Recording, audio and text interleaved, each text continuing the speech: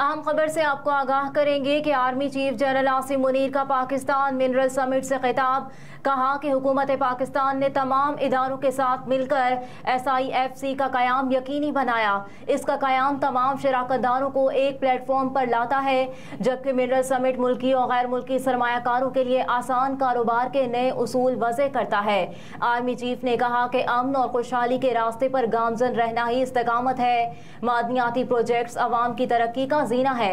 Army chief general Asim Munir ने कहा कि हमारी सरजमीन बहुत से मादनियात से मज़ीन है और हमारी मुआशरती जिम्मेदारी है कि हम मिलकर मुल्की माइशत में अपना किरदार अदा करें। आर्मी चीफ ने कुरान पाक का हवाला देते हुए वाज़े किया कि अल्लाह उनकी मदद करता है जो अपनी मदद आप करते हैं। मजीद कहा कि मुल्क पर नजर डालें तो बर्फ पोश पहाड़ों से लेकर सहराओं की वसअत तक क्या कुछ नहीं, साहली पट्टी से मैदानी इलाकों तक इस सरजमीन में क्या कुछ नहीं है।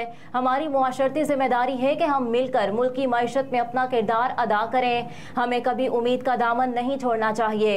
हमारी सरजमीन बहुत से मादनियात से मज़ीन है। बैरूनी सरमायाकारों को दावत देते हैं कि पाकिस्तान में छुपे खजानों की दरियाफ्त करें। इस मौके पर आर्मी चीफ ने हैरिक गोल्ड CEO और प्रेसिडेंट मार्क ब्रस्टो का शुक्रिया अदा किया, जबकि उन्होंने Saudi mining minister engineer Khalid bin Saleh al Mudaifer का और दीगर सरमायाकारों का भी शुक्रिया अदा किया।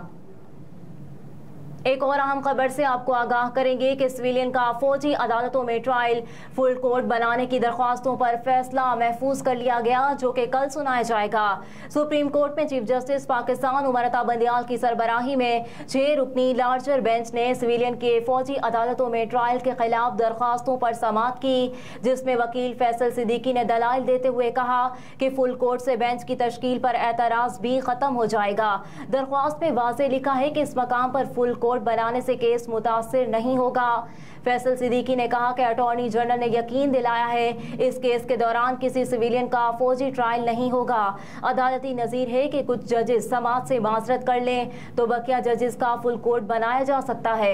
जो हुकूमत की जानिब से बेंच पर एतराज़ात किए गए उनसे कोई ताल्लुक नहीं। 3 जजेस ने केस सुनने से माजरत की और वो फुल कोर्ट का हिस्सा नहीं हो सकते। फैसल सिद्दीकी के दलाइल पर जस्टिस यहया आफरीदी ने कहा कि 3 जजेस ने केस सुनने से माजरत नहीं की। मौजूदा केस में सिर्फ एक जज ने केस सुनने से माजरत की है।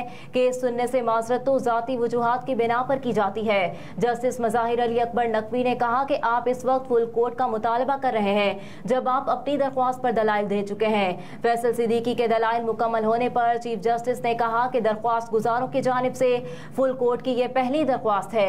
बेहतर होगा बाकी दरख्वास्त गुजारों से भी फुल कोर्ट पर मुवक्किफ लिया जाए। जबकि दौरान समाअत एतजाज एहसन के वकील लतीफ खोसा रोस्ट्रम पर आ गए। उन्होंने कहा कि हमने भी फुल कोर्ट का कहा था, मगर 2 जजेस बेंच छोड़ गए और एक पर एतराज किया गया। चीफ जस्टिस ने रिमार्क्स दिए कि हम मुशावरत करेंगे, जल्दी किसी नतीजे पर पहुंचे तो 10-15 मिनट में बता देंगे। एतजाज एहसन सलमान अकरम राजा ने मौजूदा बेंच पर ही एतमाद का इजहार किया है, जबकि एतजाज एहसन और सलमान अकरम राजा ने फुल कोर्ट की दरख्वास्त की टाइमिंग पर एतराज उठाया। एतजाज एहसन ने कहा दरख्वास्त तारीखी अदालती लम्हे को रूनुमा होने से रोकने की कोशिश है। एक और आम खबर से आपको आगाह करेंगे कि लसबेला हेलीकॉप्टर हादसे को 1 साल मुकम्मल हो गया। वज़ीर आज़म का शोहदा को खराज अकीदत। कहा कि लेफ्टिनेंट जनरल सरफराज और उनके हमरा शहीद हुए अफसरान कौम का फ़ख्र हैं। समाजी राब्ते की वेबसाइट ट्विटर पर अपने पैगाम में वज़ीर आज़म शहबाज शरीफ ने लिखा कि लेफ्टिनेंट जनरल सरफराज अली और 5 अफसरान और जवानों की शहादत को आज 1 बरस बीत गया। लेफ्टिनेंट जनरल सरफराज अली और उनके साथियों ने फ़र्ज की अदायगी में जामे शहादत नोश किया। पूरी कौम मादरे वतन के सबूतों को खराज अकीदत पेश करती है। दुश्मन का मुकाबला हो या दहशतगर्दी के नासूर का खात्मा, जवानों ने किसी कुर्बानी से गुरेज नहीं किया। लेफ्टिनेंट जनरल सरफराज और उनके हमरा शहीद हुए अफसरान हमारी कौम का फ़ख्र है।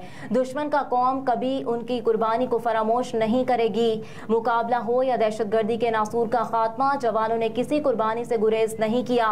लेफ्टिनेंट जनरल सरफराज और उनके हमरा शहीद हुए अफसरान हमारी कौम का फ़ख्र है। कौम कभी इनकी कुर्बानी को फरामोश नहीं करेगी। एक और अहम खबर है, चीन हमेशा पाकिस्तान के साथ मजबूती से खड़ा रहेगा। चीन के सदर शी जिनपिंग ने पाकिस्तान के लिए चीन की गैर मुतसलसल हिमायत का इयादा करते हुए कहा है कि बैनुल-अक़वामी मंजरनामे की तब्दीली से कोई फर्क नहीं पड़ता। चीन हमेशा पाकिस्तान के साथ मजबूती से खड़ा रहेगा।